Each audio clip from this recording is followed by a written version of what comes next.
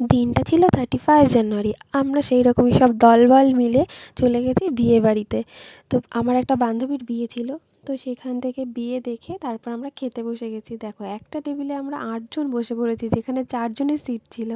তারপরে একে একে খাবার চলে আসলো। ফার্স্টে ভাত, ডাল, তারপরে চিপস ছিল সাথে। তারপরে চলে আসলো আমাদের সবার most favourite biryani. Chicken biryani ছিল, সাথে চিকেন চাপ ছিল।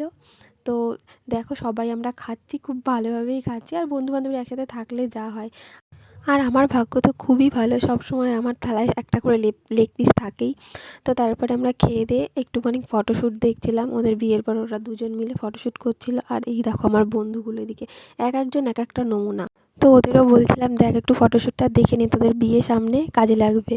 তারপরে আমার বান্ধবীকে খুঁজে পাচ্ছি না, বাইরে এসে দেখি ও নাচছে বরের সাথে। নতুন বর বউ, কোনো লজ্জাও নেই। তারপর আমরাও একটু নাচলাম, নেচে-টেচে তারপরে বাড়ি ফিরে আসলাম। টাটা।